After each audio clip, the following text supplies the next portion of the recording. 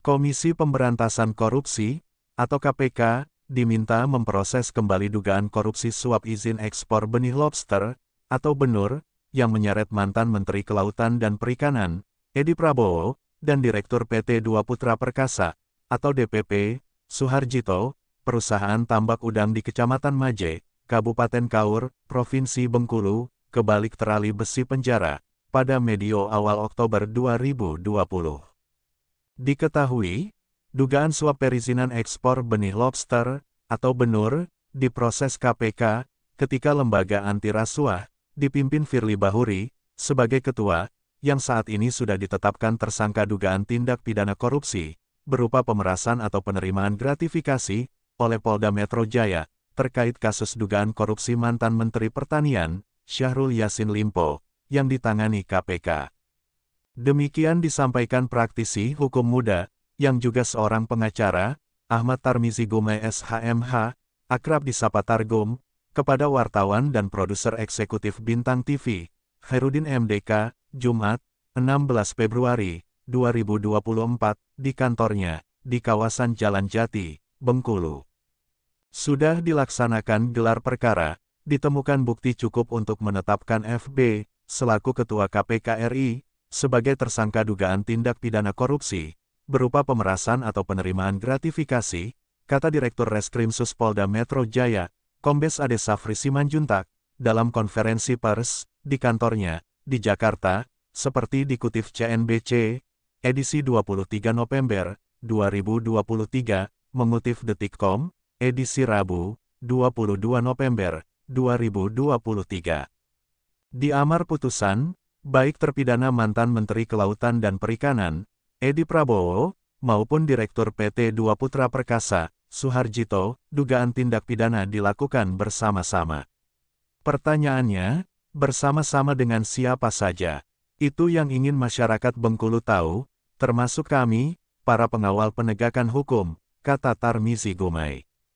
Menjawab pertanyaan, tentang siapa yang dimaksud diduga belum tersentuh hukum.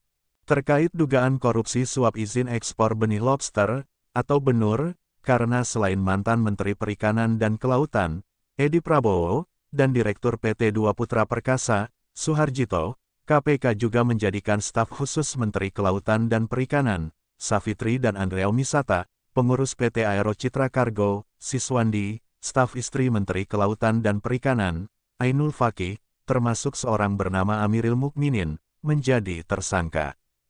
Menurut Tarmizi Gumai, jika dugaan korupsi suap izin ekspor benih lobster, atau benur, kembali diproses KPK, jika dibutuhkan, dia mengaku siap membantu KPK, sepanjang yang dia ketahui.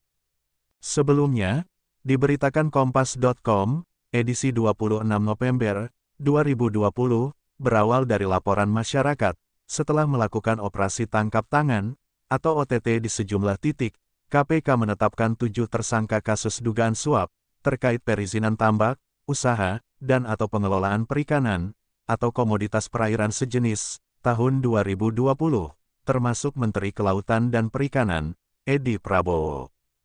Komisi Pemberantasan Korupsi, menerima informasi adanya dugaan penerimaan uang oleh penyelenggara negara, kata Wakil Ketua KPK, Nawawi Pomolango, dalam konferensi pers, di Gedung Merah Putih KPK, Rabu, 25 November, 2020, sebagaimana dikutip Kompas.com.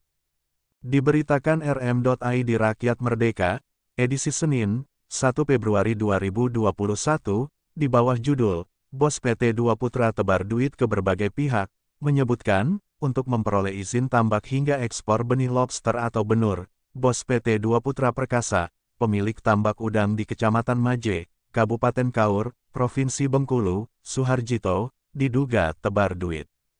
Data lain dikutip dari berbagai media, selain Kepala Bapeda Provinsi Bengkulu, Isnan Fajri, yang juga dipanggil sebagai saksi oleh KPK, adalah Gubernur Bengkulu, Rohidin Mersyah, dan Bupati Kaur, ketika itu, Gusril Fauzi. Oleh karenanya, kita berharap KPK 2019-2024, yang saat ini dipimpin Nawawi Pomolango, sebagai ketua sementara, kembali memproses tindak pidana korupsi, dugaan suap perizinan ekspor benih lobster, atau Benur, di Bengkulu. Dengan harapan, akan menjadi terang benderang, kepada pihak mana, dan kepada siapa saja, aliran uang ditebar oleh Direktur PT DPP, Suharjito, pemilik perusahaan tambak Benur, di Kecamatan Maje, Kabupaten Kaur, Provinsi Bengkulu, seperti dugaan yang disebut pelaksana tugas juru bicara bidang penindakan KPK, Ali Fikri, jelas Tarmizi Gumai.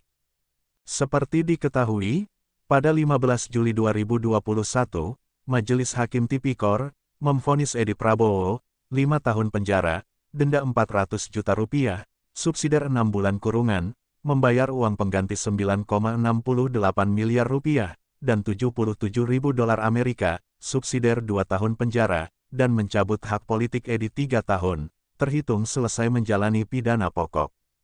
Di tingkat banding, November 2021, Pengadilan Tinggi Jakarta memperberat hukuman Edi Prabowo menjadi 9 tahun penjara. Hanya saja, di tingkat kasasi, 7 Maret 2022, 3 Majelis Hakim Mahkamah Agung, Sofyan Sitompul, Ghazal Basaleh, dan Sininta Yuliansi, memangkas hukuman Edi, kembali menjadi 5 tahun penjara, tulis amar putusan MA, yang diterima Kompas.com, Rabu, 9 Maret 2022. Dan pada edisi 29 November 2023, CNN Indonesia mewartakan, Ditjen Pas Kemenkumham, menyatakan, mantan Menteri Kelautan dan Perikanan, Edi Prabowo, sudah bebas dari penjara. Sejak 18 Agustus 2023, Edi Prabowo bebas bersyarat. Dari Studio Bintang TV Bengkulu, tim redaksi melaporkan.